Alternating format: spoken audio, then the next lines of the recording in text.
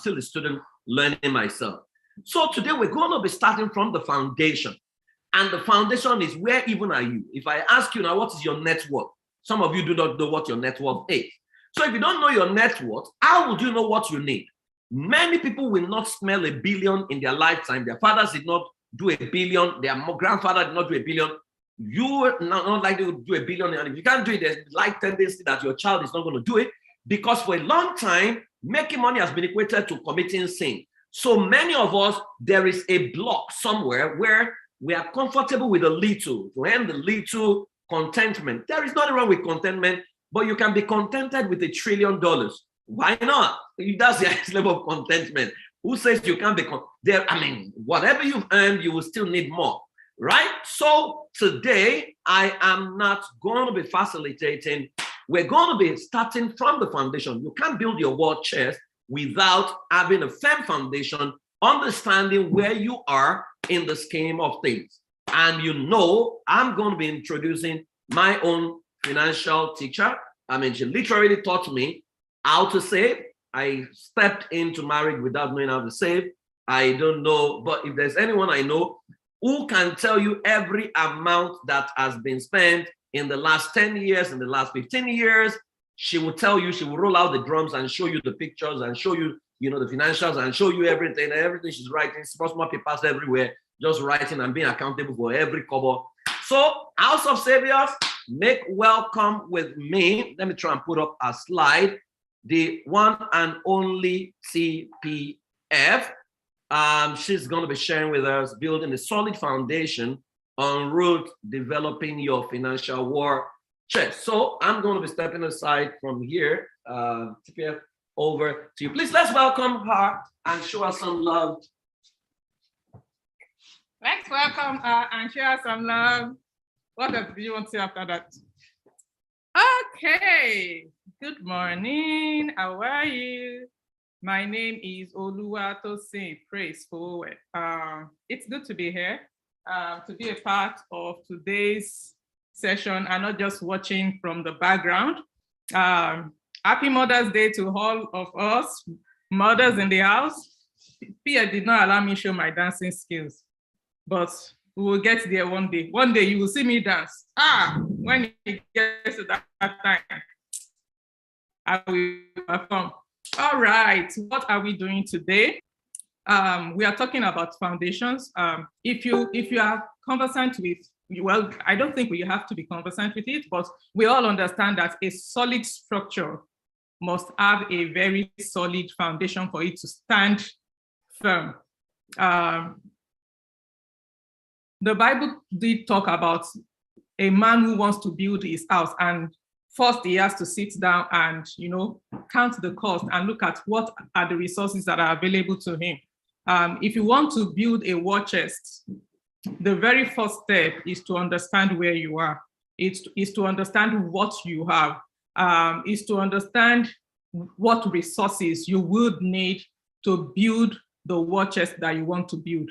And also is to understand the level of,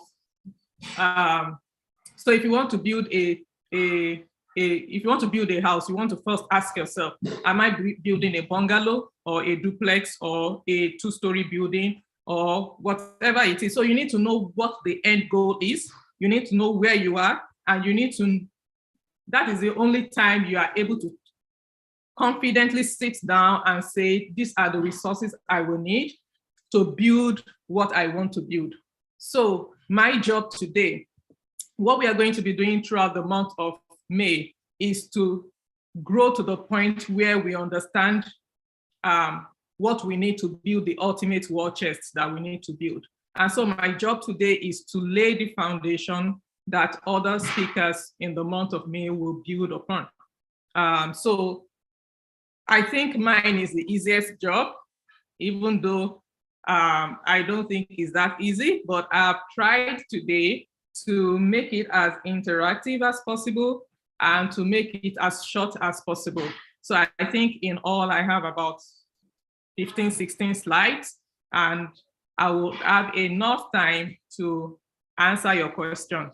However, before we go ahead, I would love for you to pick your pen and your paper, because there are things I want you to, there are thoughts I want you to start putting down in black and white. I love black and white a lot. I like to use my phone to take notes at times, but I really like to write down, because in the process of writing, typing doesn't give me the kind of thought process I want as much as I have it during, writing. When I'm writing, I'm able to process more the things that I'm writing. So if you want to take your notes with your gadget, it's fine. If you want to take your notes with your paper and your pen, it's absolutely fine as well. But one thing I need you to do today is to take notes. Take notes and prepare your questions. When it comes to finances, I always tell people there is no one cap fits all. Our situations are different. Upbringing are different. Environments are different. Learnings through life are different. The people that speak into our lives on a daily basis are different. So our situations are never the same. And so we do not have if you are in debt, this is what you do. If you are trying to grow your finances, this is what you do. Financial management, personal finance is a one-on-one thing. It is tailor-made. It is not mass affluent. It is not mass-produced. It is tailor-made to meet you at the point of your own need, because we are all at different stages in our life's journey. And so we need to understand where we are as individuals.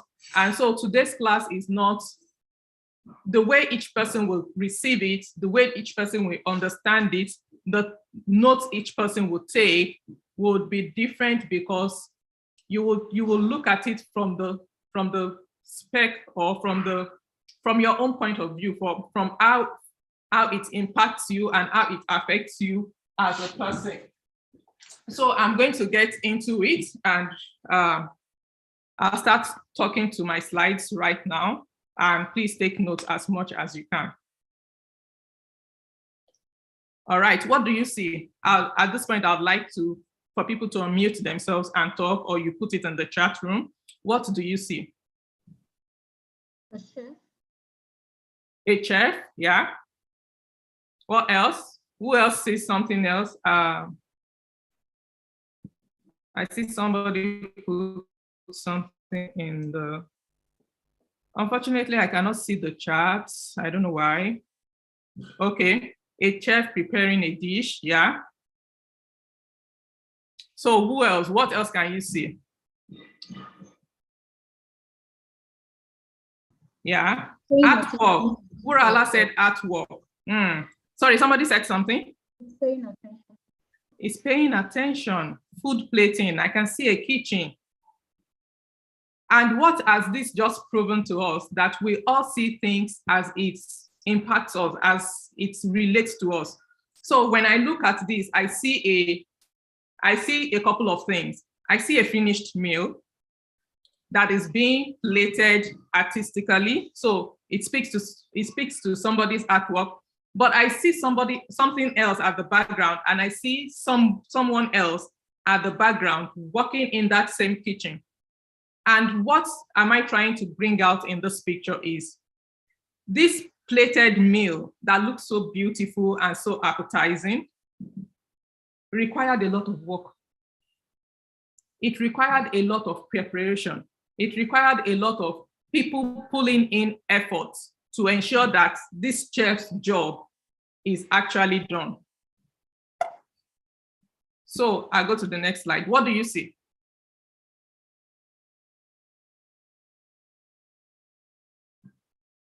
What do you see? Teamwork. Teamwork. Thank you, peace. Who else? What do you see? Yeah, thank you, Dada Dorcas. Dada Dorcas says teamwork. People digging a trench, yeah. So basically, we are seeing people working together. We are seeing teamwork. We are seeing collaboration. We are seeing food effort. Lawn. Sorry? A beautiful lawn. A beautiful lawn. So we are seeing all of these things. And it's looking like it's beautiful. People are working together. There is a purpose. There is something they want to achieve. The thing is, this planting of tree did not start from here. This looks like something that is already growing and is brought here. It looks like transplanting, right? So let's look at the chef we saw the other time. This is how it all starts. It starts with preparing. It starts with pulling all the resources he needs together in one place where it makes it easy for him to finish up the dish. And at times, when you look at Life Chef Kitchen, you will see that there is somebody in the kitchen who is doing meal preparation, cutting up vegetables. Somebody else is, making the sauce. Somebody else is doing this. Somebody else is doing that. Basically, what it means is that in your journey to your end outcome, or in your journey to your ultimate outcome, in your journey to getting to your final destination in whatever it is that you're doing, you will need to make a lot of preparation. There is nobody who is going on a road trip for the next five days who doesn't think about every possible thing that they might need along the way. Who doesn't think about, if I run out of fuel in the middle of the night, in the middle of nowhere where I can't get fuel, how do I refuel my car? Who doesn't think about, if the weather suddenly changes, how do I ensure that I am not frozen in the winter, or if it is summer, he has to think through, if there is heat wave, how do I ensure that I don't get drained and pass out and stuff like that. So everything is about preparation. How do you prepare for your financial journey? How do you prepare for the ultimate war chest that you are trying to build for yourself or for your family? And you need to, it takes a lot of thinking through, it takes a lot of thought processing for you to get from where you are to where you really want to be. First thing first, if you don't even know where you are, how do you know where you want to get to? So the planting that we are seeing and the collaboration started with somebody planting a thought, planting a seed, and planting something in a nursery and transplanting it, and then transplanting it again, and ensuring that that seed that was planted continues in a cycle of growth with all the resources that are needed. So for example, a farmer plants seeds in the nursery in a controlled environment. Why?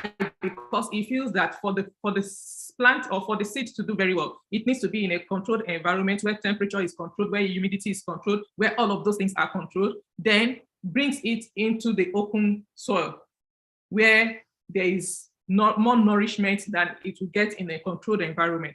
But at some point, this farmer would need other people to help, because as the plant starts growing, they need more nurture, they need more care, they need more attention, and he would not be able to do all of those himself. Take, for example, somebody who is planting on 20 acres of land.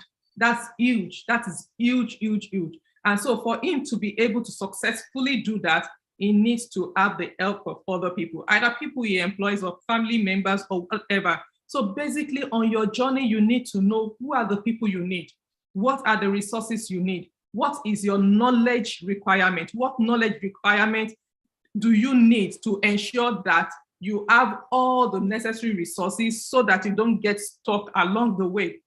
So my job today is to help you understand where you are and help you understand where you really want to go to.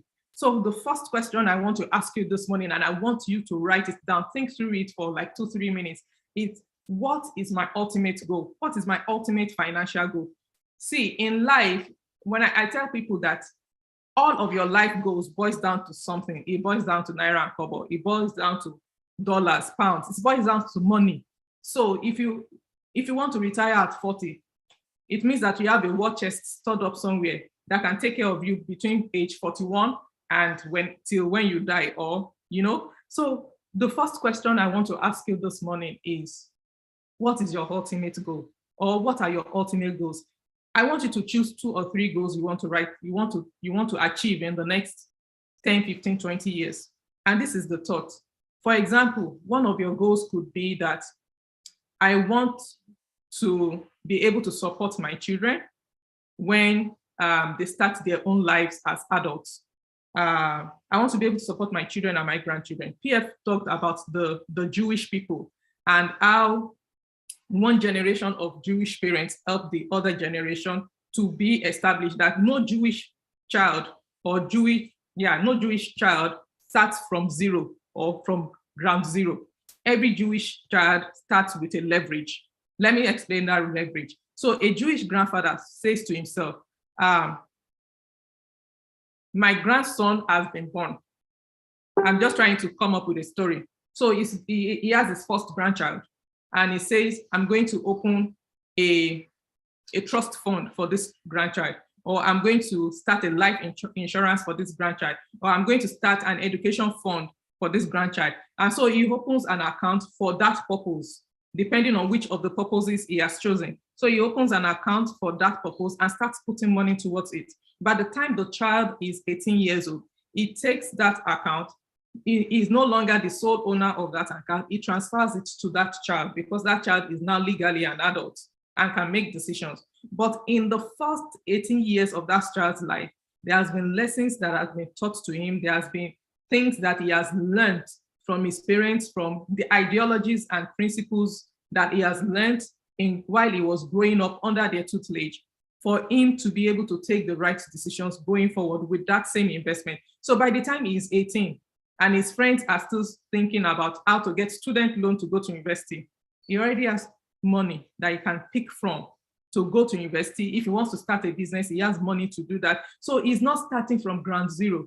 By the time he's done college, he doesn't have student loan that he needs to pay back at ridiculous interest rates. So basically, your goal might be to be able to do that for your children or your grandchildren as well. So another goal might be that when I'm much older, I want to have a house where all my family members converge, and we have maybe, for example, it's Mother's Day and your children already have their own families. All of you want to converge, or it's Christmas, all of you want to converge in the family house or in the family cottage and just have Christmas together, or have Salah together, or do stuff together. So you want to start a savings or an investment for that purpose. So you need to choose 2 or 3 goals that are ultimate to you, that are priority to you, and write them down and say, in the next 10 to 15 years, I want to start working towards achieving this or towards doing this. Or if you want to go into political space and you're asking yourself, what are the things that I need? How do I need to, plan my journey? There's this guy called Israel. If you know about him, or if you have heard about him, you will hear how he started from scratch some 5-10 years back in the political realm, and today he's APC's youth leader, right? Because he already knew what he wanted to achieve, and he already strategized, and he was working towards that till he got to where he is. I don't think he wants to end up as youth leader. I don't think that is his ultimate goal. But whatever his ultimate goal is, he had a plan and he's working, steadily, consistently, gradually towards achieving that goal. And so that is what I want us to all think about today. What is my goal? What is my goal? What are my goals? What do I want to achieve? I tell people that when I'm 60, 65, when I'm retired, I want to be able to take my family on all expense paid trip that I'm paying for. My kids don't have to pay for their hotels or their flights. I'll do all of those. I'll take care of the expenses. They just need to show up and enjoy themselves. We'll do that as a family. So what are your goals, and why are those goals important to you? Because if they are not important, if they are not priority, you will not stay the course. So what are your goals, and how important, or why are those goals important to you? If you know your why, the how becomes easier. So what is your why this morning? That is the question that you need to answer. Why do I want to start a war chest? Why do I want to start this investment? Why do I want to start saving for this? Why is this goal important to me or to my family? So a little bit about current realities, and because that is what the focus today really is going to be about, is about current realities. What are your current realities? The realities around the world today is that there's so much going on. There's so much going on in the world. We just came out of COVID. Ukraine and Russia are fighting war. There's so much going on between countries. America and China are still at loggerheads over so many things, and China wants to become world power.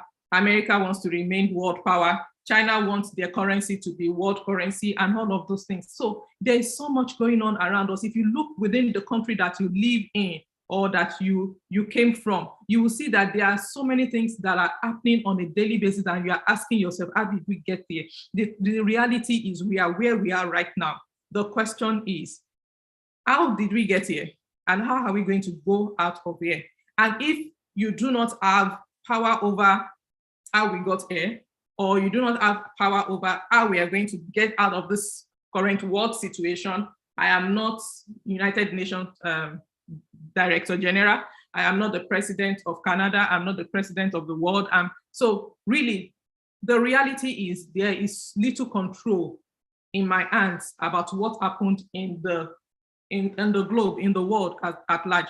But I do have control over what happens in my own space, in my family. The problem is that a lot of people just, there's this way we sweep things under the carpet.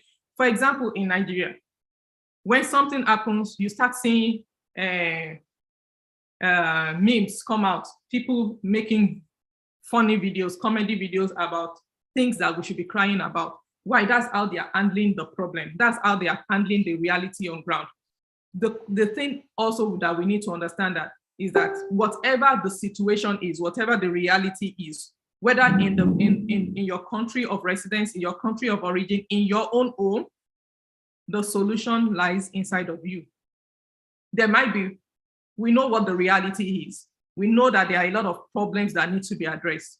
But the most important part of it is that the solution to whatever it is that you are going through as a person, that your family is facing as a challenge right now, the solution to whatever that is lies inside of you.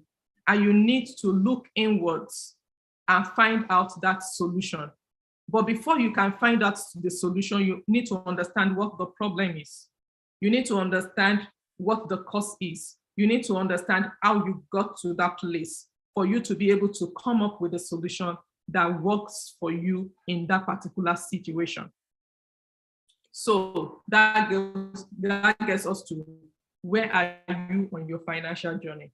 It's a question you really need to sit down and think about. Here is the thought, in thinking about that.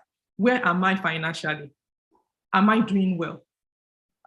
So if I'm to answer that question of am I doing well, can I afford the things that are basic necessities in my life or for my family? Can I do the things I want to do without thinking where is the money going to come from? Am I able to support somebody else without feeling, the pinch in the shoe to say, oh, it ought to even drop this 10,000 naira. It ought to even drop this $10. It ought to even drop this £5. You need to ask yourself, where am I on my journey? I want to be able to do this in the next 10 years. I want to be able to have 100 million in investment in the next 20 years. Where am I right now? I have 100,000 in savings. I have no assets. So those are the things you need to, it's understanding where you are. Where are you? Where are you in your financial journey? It's not asking Yomi, where are you? Okay, so that's where we are. No, that's not where we are. Yomi is there. Where are you? Akiropo, where are you? Peace, where are you? Sorry, I'm using the names I can see on my screen. So it's not as if I'm picking on you, but I'm just using the names that I'm seeing on my screen right now. So you want to ask yourself, where am I on my journey to financial freedom? I tell people that work plus time gives you finances. It brings money into your pocket. But what gives you financial freedom is money plus compound interest plus time. That's what brings you financial freedom. So where are you? Or where is your family on your journey to your financial bliss, to your financial peace, to your financial freedom? to that ultimate goal that you have written for yourself as a family. Really, you need to understand where you are. So, quick health check that gives you an idea of where you are financially. If you are not answering these questions, if you are not getting all yes on these questions, or you are not getting 8 to 10 yeses on this question, you are not doing very well. So I need you to spend like 2 minutes. It's simple, yes or no, yes or no, yes or no, yes or no, and let's get this done. So if you have done this before, because I know a lot of people in this class have done this before. If you have done this before and you go back to check your results today with your results maybe to 2 years, 3 years, 4, 5 years ago, and it's still the same thing, then there's trouble. If you look at it and 5 years ago you had 8 no's, and this year or today you are having 4 no's, you are doing good. Why? Because you have moved from where you used to be to where you are right now, and that is good. That is very, very good. It shows that you are doing something right. It shows that you are making progress. Why? Because as you make progress, your number of zeros starts dropping from 10 to 8 to 6 to 4. So please take 2 minutes and answer those questions before we go ahead.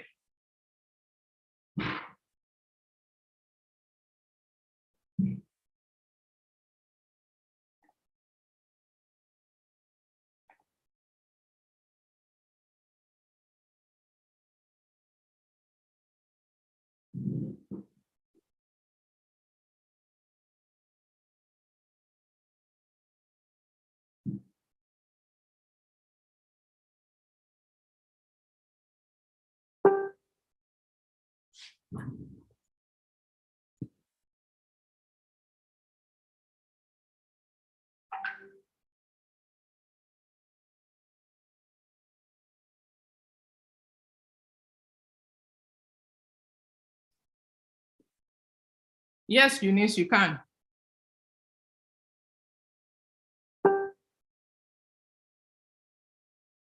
So you will have access to this at the end of the session. I believe the admin would send it out to everybody.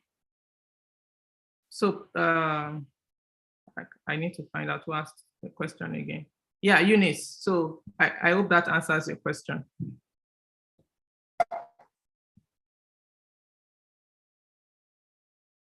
Are we done? Can we make progress?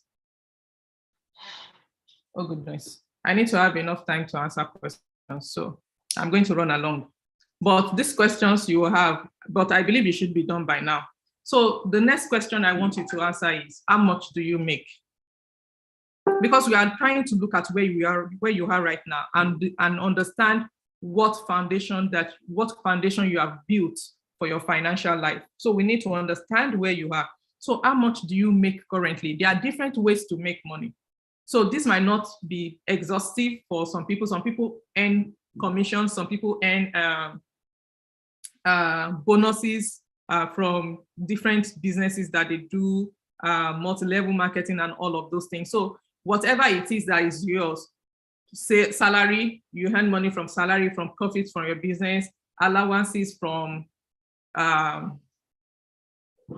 maybe your parents are very rich and they have made out for you to get a certain amount of money on a monthly basis, or your husband is giving you some monthly allowances, whatever it is, just to take care of yourself.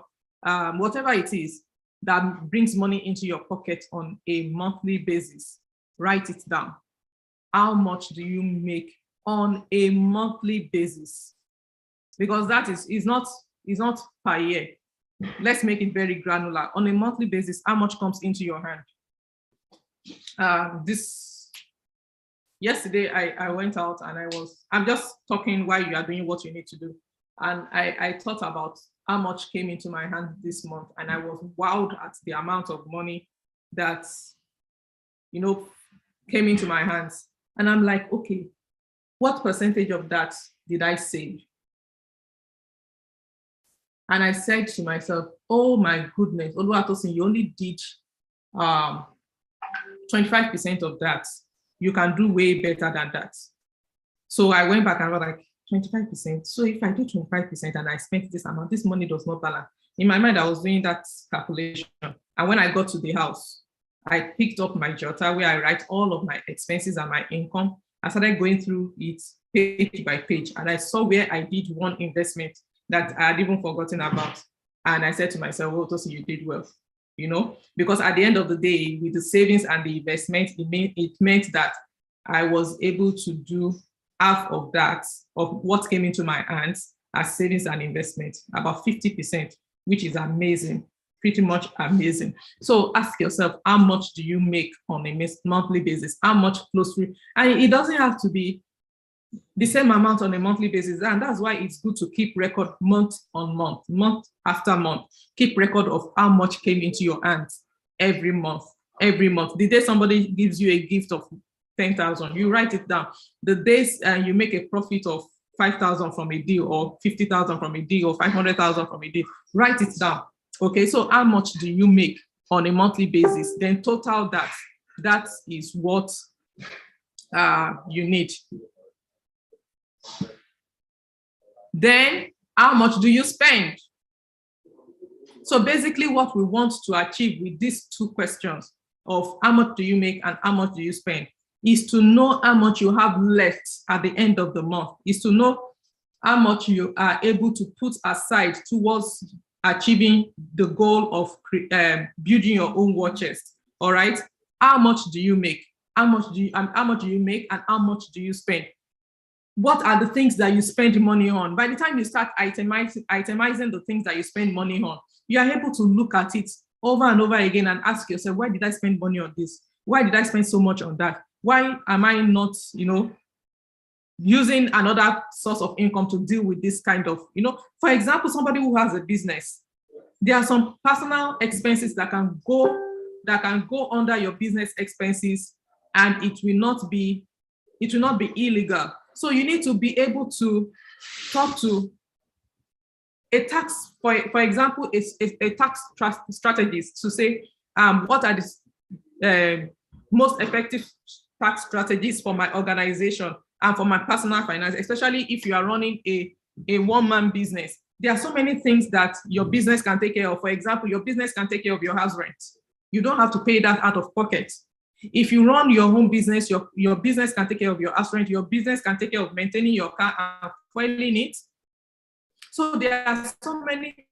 That is why when you start your business, you need to have a legal framework for it. You need to have a tax framework for it. You need to have an accounting framework for it, so that you are able to consolidate your personal finance and your business finance in the most tax effective manner.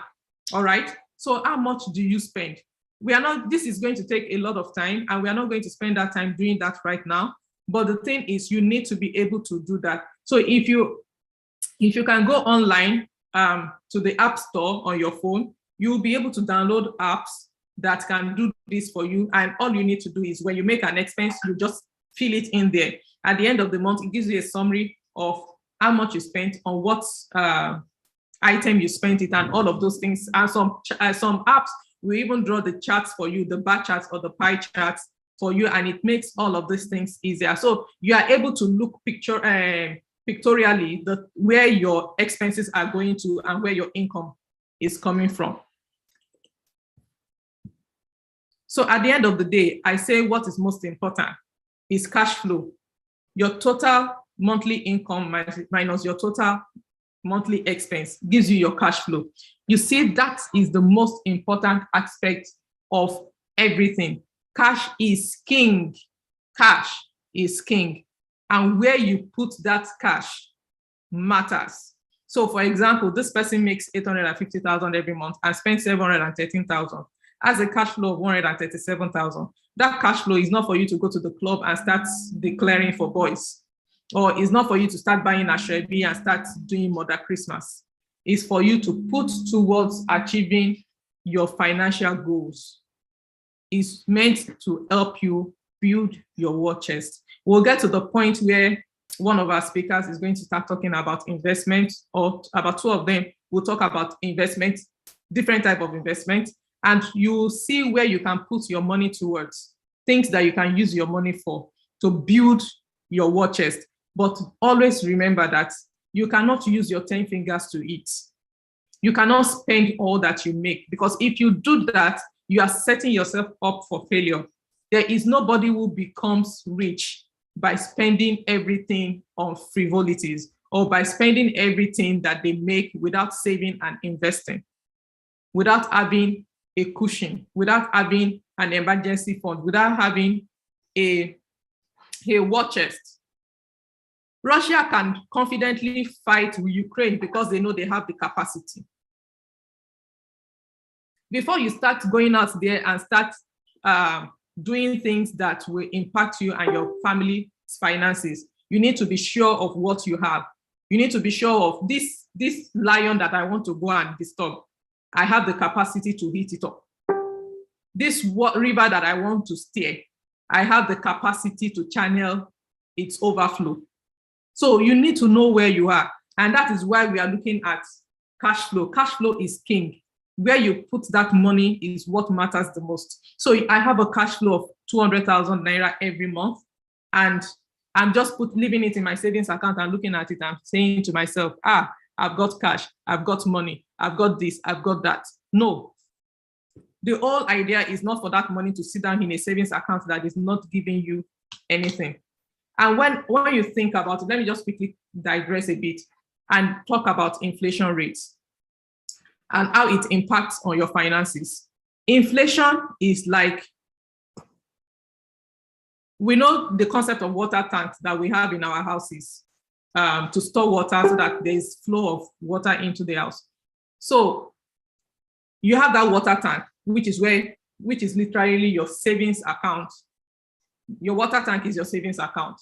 Then the interest rate is the pipe that brings water into that tank, is about 2% per annum. Okay? Inflation rate is the pipe that takes water out of that savings account or out of that tank, and it's 15.78% per annum. So it means that your money is flowing out faster than it is coming in. At some point, you are not going to have money to take care of the things that you need to take care of. So your money cannot just sit down in a savings account. Wherever your money is going to has to beat inflation rates, even if it's just by 1%. It means that you are able to keep your lifestyle going. But if you do 2%, 3%, 4%, 5% above inflation rates, then you are growing your money. You are growing your money. It means that the pipe bringing money into the tank is bigger than the pipe taking money out of the tank. So at some point, the tank will overflow. And that's what you want. That's what I want. That's what everybody wants. So I thought I should just quickly talk about that. Then what are your assets? What assets do you have? And these two exercises that we are going through, and we have just finished one, which is your income statement. Now we are looking at your net worth. These are two things you need to do on a monthly basis. Know what your income is and your expense and what cash flow you have for that month. And when you know your cash flow, decide where that money is going to, so that it does not become money that disappears with the wind at the end of the month. So you want to, before the end of the month or before you do your whatever, you already know that any extra money that I have left this month goes into my mutual funds account. It goes into my index funds account. It goes into any investment that I've set it aside for. All right. So let's look at what are your assets. We are trying to calculate here what your net worth is. Your net worth is your assets minus your liabilities. It means that is what you are worth as a person. So today, Elon Musk is the richest man in the world at a net worth of about $160 billion. How were they able to do that? They looked at all of his assets put together, the worth of his SpaceX company, the worth of his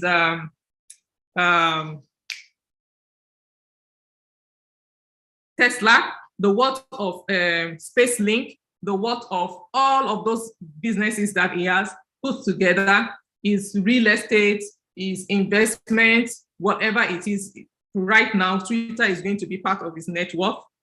So when you put all of those assets together and minus his liabilities, so probably he's owing JP Morgan Chase some billions of dollars and he's owing these people some billions of dollars. So maybe he has assets worth 400 billion and he has liabilities worth 240 billion. At the end of the day, when you take his liabilities out of his assets, he has 160 billion. So he's worth 160 billion. Basically, that's what it means. So what are you worth as a person? What are you worth as a family? So what are your assets? Do you have land? Do you have land? What is that land worth? Do you have stocks and shares? What are they worth? Do you have bonds? What are they worth? Do you have money in your savings account, your current account, your domiciliary account? How much are those? By the time you put all of those things together, it gives you your total assets. How much are you? How much are your assets? How much are they worth?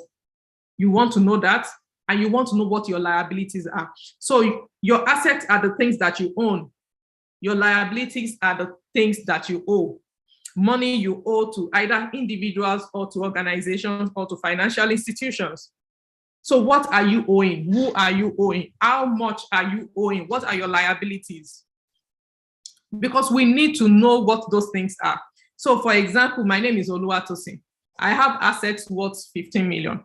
I have liabilities worth 100,000. So my net worth is 14,900,000. Simple. So you want to be able to do that for yourself. These exercises are things that you want to bring out your financial statement. You want to bring out your bank statement. You want to bring out your investment statement. You want to have a valuer look at what your property is worth right now, what that land you have in Lekki is worth right now, what that land you have in Mowe is worth right now, and being able to put all of those things together and determine what your assets are. Then who are the people you are owing? What is the interest rate? So for example, I'm owing 10 million and I'm paying annually 24% on that 10 million. So technically what I'm owing is 10 million plus 24% plus 2.4 million, right? Is 12.4 million. So that's how much I'm owing. That is my debt. That's my exposure. So I want to minus that from what I'm worth, from what I have as assets. Then it gives me an idea of what I'm worth. See, if your net worth keeps growing on a month-by-month basis, then you are doing something right. You are doing something right. So that basically gives you an understanding of where you are in your financial journey. So the last thing I want us to talk about is what keeps you grounded in your financial journey. So you need to have the right beliefs. You need to have the right belief system. You need to have the right value system, and you need to have the right habits in place. We watched the video of Elon Musk and the things that he does. He has a morning routine. He has this, he has that. As a family, we were watching a video of Elon Musk, I think during the week.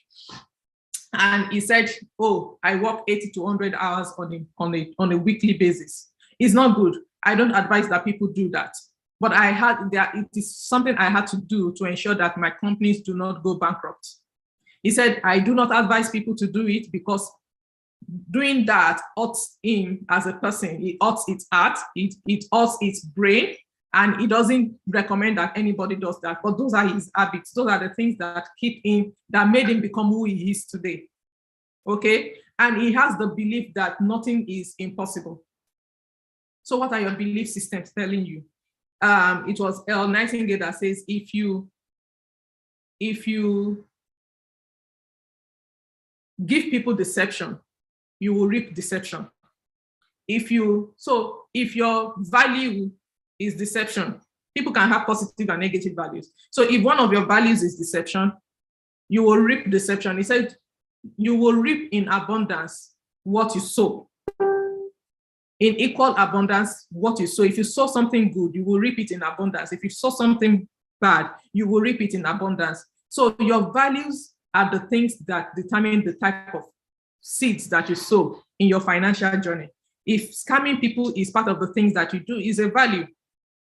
only that is a negative value. The truth is, it will come back to you. Fisayo used to say that you sow what you reap, maybe not where you sow it. So if you have scammed some people in time past, and you have moved on, that scamming that you have done is coming back to you, maybe not as being scammed, but you will lose that money somehow. One of our mentors used to say that if you take money by crooked means and put it as part of your money, he said it's going to burn your pocket and create a big hole in it, that even the ones that you make legitimately, you cannot retain. Why? Because you have created a problem by taking what is not yours. So what are your beliefs? What are your values? What are your habits? Your habits make you. They make you, they help you. I think one of the things that I have been able to do over time is to work with a budget month on month. I know what I want to achieve. I don't want to spend all the money, right? I want to have a positive cash flow at the end of the month. So I work month on month in ensuring that I work with a budget and my savings is part of my budget so that there is no excuse for not saving. So when I get my money, I put the one I need to put towards savings. There is no excuse for me not to save because it's part of my budget. My budget keeps me grounded. It's one of the habits that I have. One of the habits that helps you on your journey to financial success is your resilience. How emotionally strong are you in making financial decisions? If you make emotional decisions, you will become a shipwreck, a financial shipwreck in a matter of time. If you don't love yourself, if you don't choose yourself over and over again, you are going to become a financial shipwreck. It's just a matter of time. If you tell yourself that I'm a failure consistently, if you tell yourself that I'm poor consistently, if you tell yourself that poverty, not everybody is going to be rich kind of thing, if that is one of your belief systems, if not everybody is going to be rich, maybe I'm just one of those people that will not be rich. And you keep telling yourself that, eventually you will become that person. You become what you believe. You become what you think about. So that is where affirmation comes into it. You talk to yourself, I am this, I am that. You affirm yourself, I love myself, I choose myself. Affirm yourself. Ensure that when it comes to making financial decisions, it's not based on your emotions. It's not based on, oh, this person is going through this, that person is going through that, I have it, why can't I give it, blah, blah, blah, story. It has to follow a strategy. It has to follow a plan. You need to have strategies for how you spend your money, how you manage your money, so that it does not become something that is dependent on how you feel per time. Because if it's about how you feel per time, it's just a matter of time before you become a shipwreck. Then understand what financial principles are and use them to your advantage. The principle of saving, the principle of investing, the principle of debt management, the principle of securing what you already have by having insurance in place and all of those things, the principle of having emergency funds. Those are solid financial management principles that you need to follow. You also need to have a goal, because if you don't have a goal, it's like setting your boat on sail and you are not giving it any direction, or there's no captain in the ship. Eventually, it's going to end up a shipwreck. It's going to end up a wreck, right? So you need to understand what the principles that you are working with are. Then increase your spread, your reach, your network. Increase your network and increase your knowledge. It is very important for you to increase knowledge. Knowledge is key. Knowledge is key. Knowledge is power. No, the application of knowledge is power. So you need to first gain the knowledge and use the knowledge for it to become the result that you want.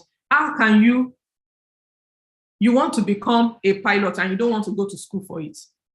You want to self-read. There are some things you can self-read. There are some things you can teach yourself. One of the things I will learn from Elon Musk is that he has this very, very curious mind, right? So he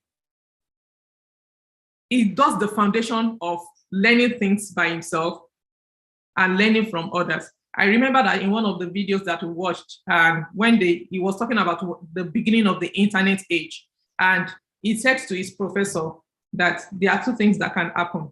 One, I can put my school on hold and go ride the waves of the internet, or I can continue school and catch up with internet when it's already too late.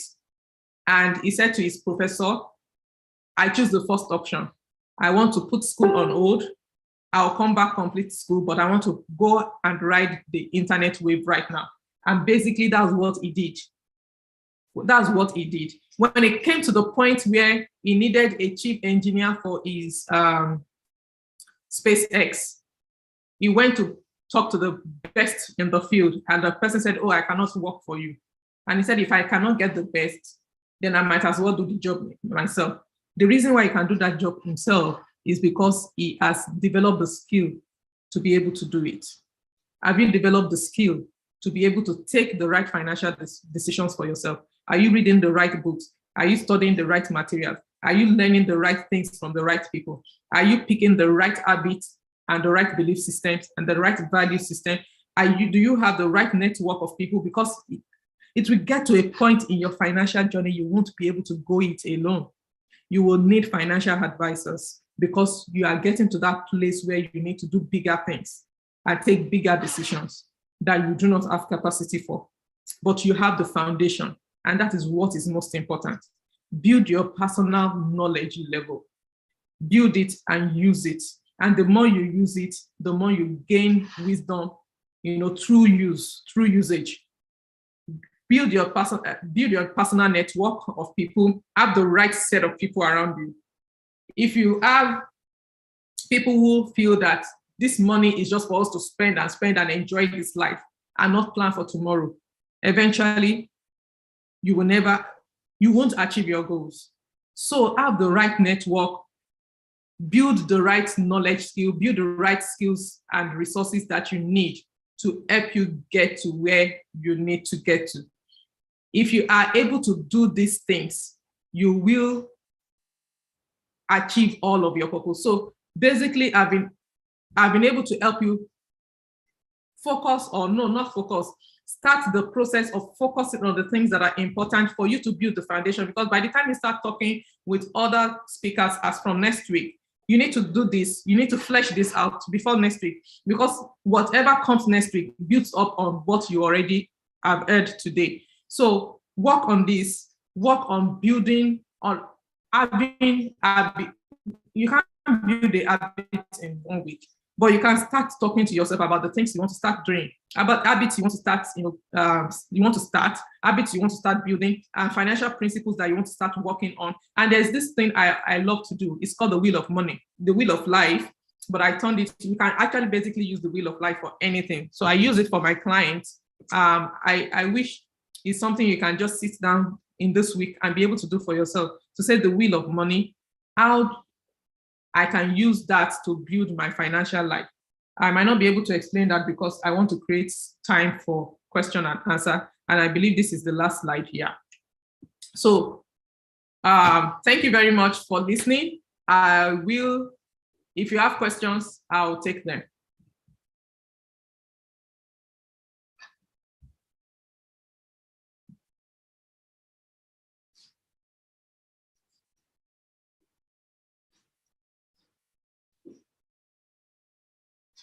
Okay, if you have questions, please. I would answer them. Hello, TPF. Thank you so much. You're welcome. My quick question is directed, on behalf of women generally who tend to, quote unquote, suspend their, should I say, career and work and just focus on the family. How does one start from ground zero to build up on this financial journey? So the first thing you want to do is to understand what your passion is, what you really want to do to make money. And because you are at home does not mean that you really cannot make money, sincerely. Even if you are a full-time housewife, there are things that you can do to make money. I tell people that the biggest disservice you can do to yourself as a person is not to have money of your own. It's not to have a source of income of your own. And no matter how small it is, like we say, your internally generated revenue for your family. If your husband is bringing in 10 million in a month and all you can bring in is 500,000, that is 10.5 million. It's no longer 10 million. See, that extra 500,000 goes a long way in helping your family achieve. So whatever it is that you can bring into the family is important. So what can a woman who has left everything to build a family do to start up again? Find out what your passion is. Understand what that passion is and how you can turn that passion into a business. And do what you love. Don't do it for, I want to make money right now. No. Do it for the fact that you love it, because that is what will carry you in the long run. Eventually, if you don't love what you are doing, you will dabble into a lot of things. And at the end of the day, you might not achieve or have that level of satisfaction that you want to have with being able to work. Then you probably will now give people the opportunity to say, Shebi, I told you. So you don't want the Shebi, I told you kind of thing. You want to be able to do what you love and do it to the point where it becomes profitable to you as a person. So first and foremost, understand what your passion is. Then go turn that passion into business. And if you don't understand how to turn it into business, there are people out there who can help you turn your passion into profit. But first and foremost, understand what you want to do. Understand why you want to do it. Then go for it. That is the only advice that I have to say. The only way to start is to start. Because if you don't start and you keep thinking about, there are so many things that I've not started that I've wanted to start. And right now I look back on so many of those things and I tell myself, you messed up. But there are so many things that right now I am working towards. Even the part of the things that I've told myself you messed up about, and I'm working towards, starting them again. So find out what you love and just start it. It does not have to be perfect for you to start. Just start. It becomes perfect as you go on that journey. Like the headlamp of a car, it does not see to the end of where, it does not, project to the end of the road or to your final destination, but it gives you enough illumination to see where you are going, maybe 50 meters, 100 meters ahead. And that's all you need. All you need right now is that idea. And as you go on, as you build on it, it becomes clearer. You have more clarity. You know exactly what you want to do. But the most important thing is know what you want to do and start it. It becomes clearer as the journey progresses. I hope I answered that question. Yes, thank you very much. Any other question? Can somebody help me? Please, can you help me with the chat room? Somehow I'm not seeing it very well. Any question? Let's drop our questions. No questions right now. Oh, okay. Let's drop our questions for TPF. She has done justice to this. Let's drop our questions, please. Thank you.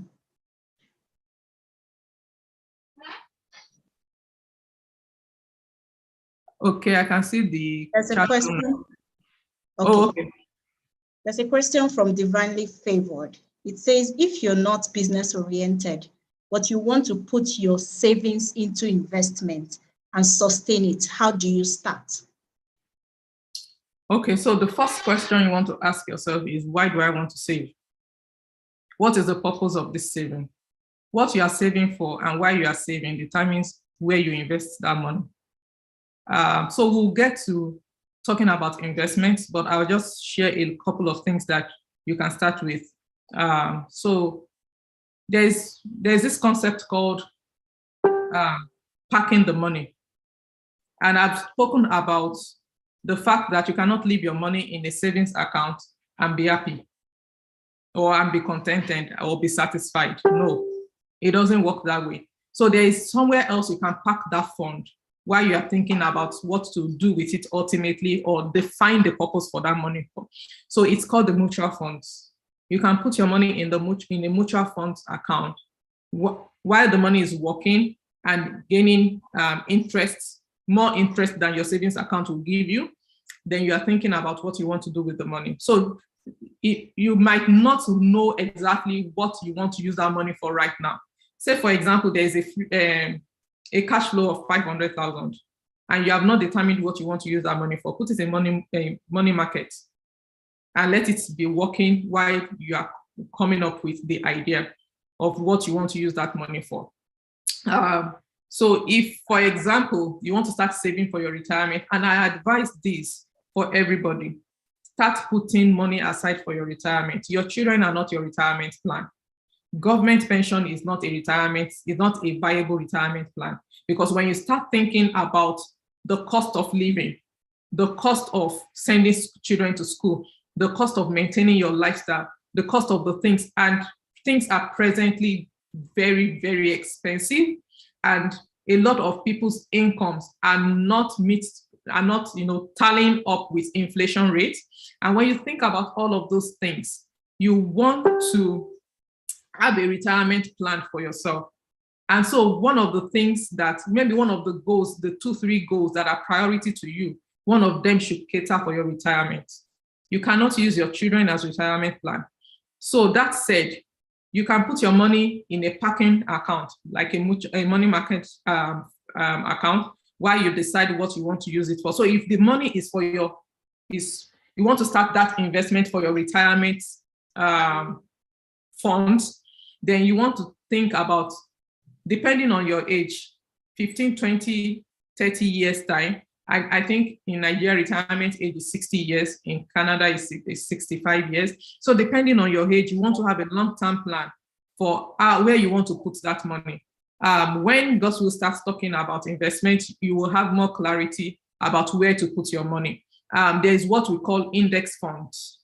Index funds are meant to keep up with inflation rates, and that is one of the best places to put your money, because if you don't understand how to buy stocks and trade the market and do all of those things yourself, I will not advise that you do that with your money. I will advise that you put your money in an investment that is being managed by a fund manager. And so there are financial institutions in Nigeria who have fund managed investments that you can put your money towards. And that would be a good place for you to start. But what determines where you put your money or the kind of investment you do is what that money is meant for. Don't just put your money in something because people are putting their money there. You need to ask yourself, why do I want to start this investment? And what is my time horizon? Some people have only 10 years to retirement, so they have only 10 years to plan for their retirement. Some people have 30 years to retirement, and they have 30 years to plan. So somebody has a time horizon of 10 years, another person has a time horizon of 30 years. Your investment vehicle will be different. So you need to talk to a financial advisor. You need to walk into a financial institution, talk to a financial advisor, or hire a private financial advisor that can walk you through that process and tell you what you need to do. Dividing Favor, I hope I answered that question for you. Thank you so much. There's another question from Mommy Mo. It says, thank you, Tosi, for a really enlightening presentation. What would you advise a person who is in a marriage where the partners have differing money paradigms and they haven't been able to harmonize their perspectives? Okay, so if there is no alignment in purpose or financial perspective, what I would say is start out managing your money differently. Then work towards aligning purpose, aligning perspectives, aligning understanding. So when you get to that place where you have harmonized them, then you can start talking about maybe pulling funds together. And it's not something you start out, boom, like that.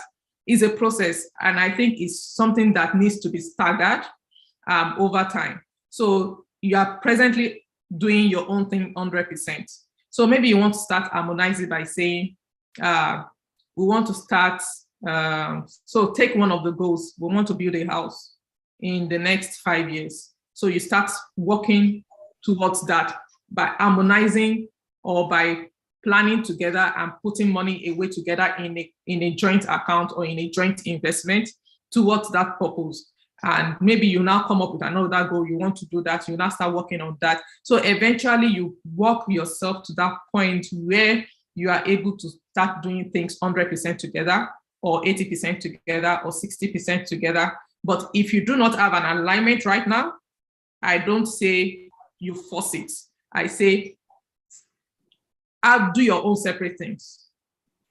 If you do not think that you can trust your spouse, or you do not think that your spouse has the right financial values or financial belief system or the right financial habits and discipline, and you don't want to mess up your own finances by working things together. For example, if you are in the Western world, we say that to grow faster as a family or to achieve things faster, you need to work together. It's a couple's economy. It's not a one-person economy. So you'll find out that in Canada, in America, in the UK, single parents find it more difficult to do a lot of things. But couples who work together gain a lot more leverage when they are able to work together. So I see the fact that working together is really, really very good, but not a lot of people get there early enough or get there fast enough. People need to be able to build trust. And so, for example, if you know, I work with a couple of couples here, and I see that, and I've been able to see that couples who work together and see their financial planner together are able to make progress much faster. So the summary of all the things I've been saying is, if you do not have the same mindset about money right now, you do not see eye to eye about a lot of things financially, start your journey separately. Then as you start seeing things together, and what will cause you to start seeing things together is when you start gaining knowledge together, attending lectures together, attending seminars together, reading books together and discussing it. It helps you to create alignment faster. So maybe what is happening is the way somebody has been brought up. So for example, if you are married to a spouse who has been brought up by a woman or by a father or by uncles and aunties who believe that finances has to be separate, everybody has to manage their own money, and that is the upbringing of your spouse, it's going to be very, very difficult to change that. But it is not impossible for you to work together. It's just a process that you need to start and get to that point eventually.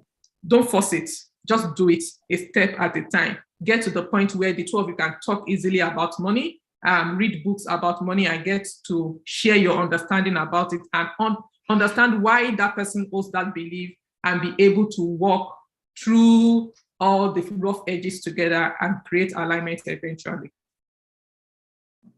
I hope I answered Momimo's question.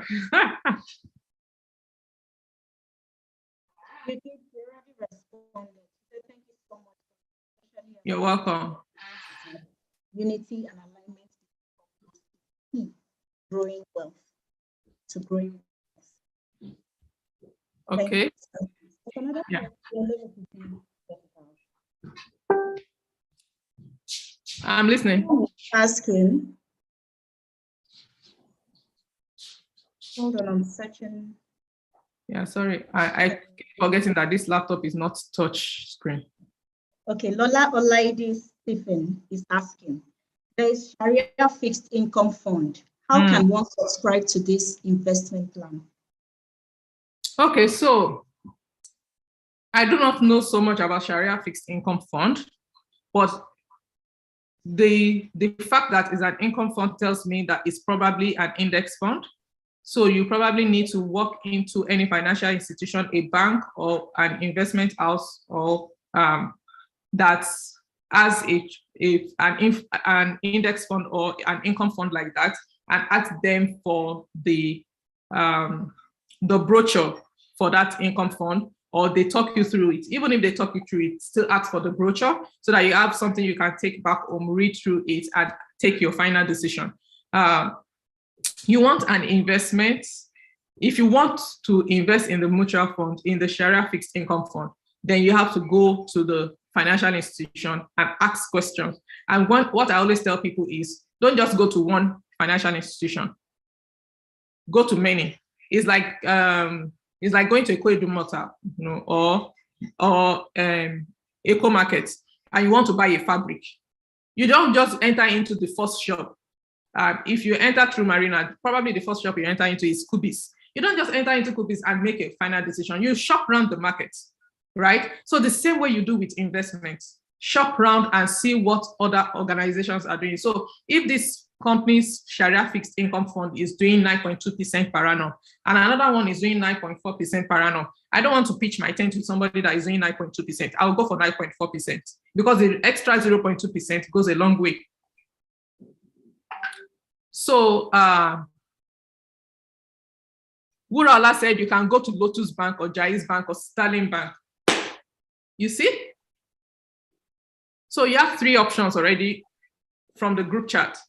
So you have options of organized financial institutions that you can go to and ask questions. Those can be your first point of contact or first point of call. So go out there, shop around, and go with the best one. Okay, this next question is, it says, thank you for sharing your insights on this. At what point? Sorry, I can't hear you. I'm losing you. Okay, so can you hear me now? It's faint.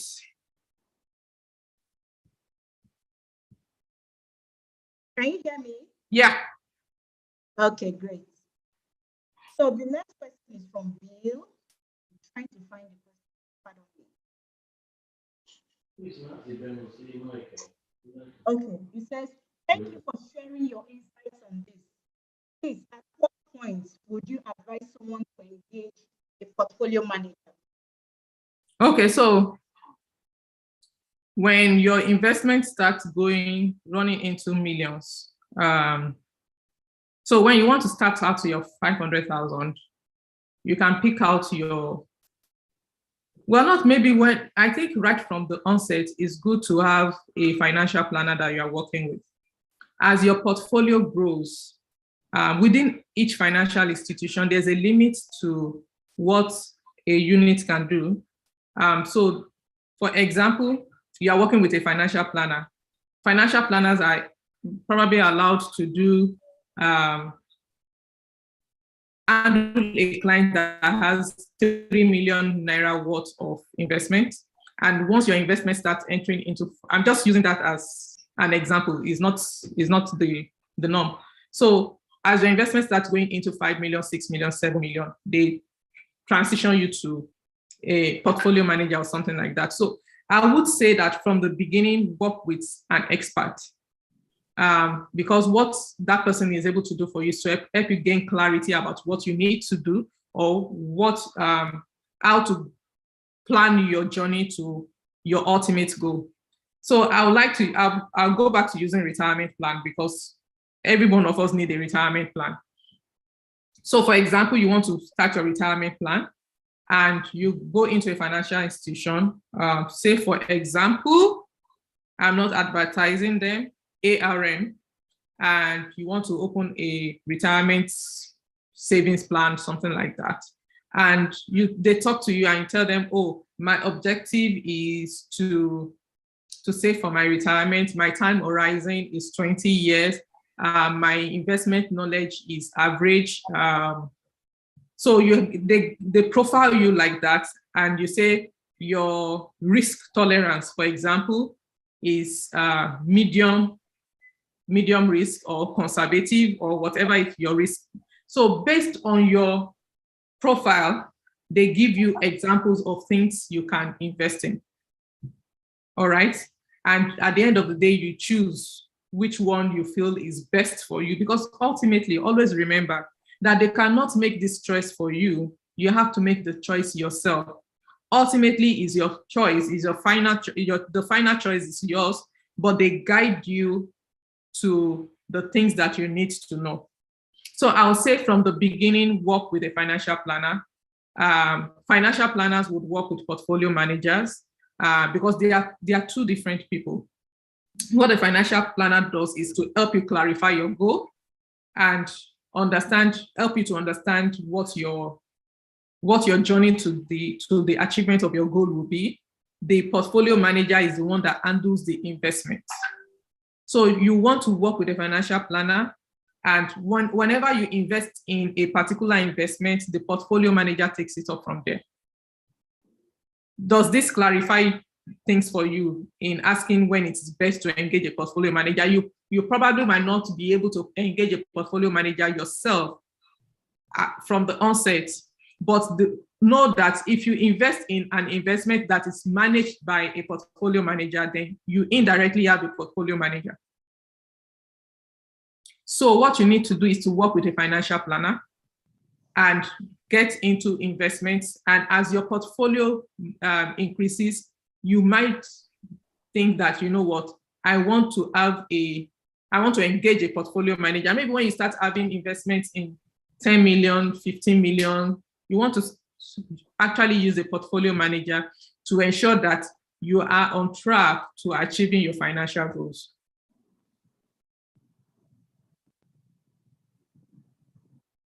Do we have any more questions? Thank you so much for your time. Thank you. Please drop your questions if you have more questions.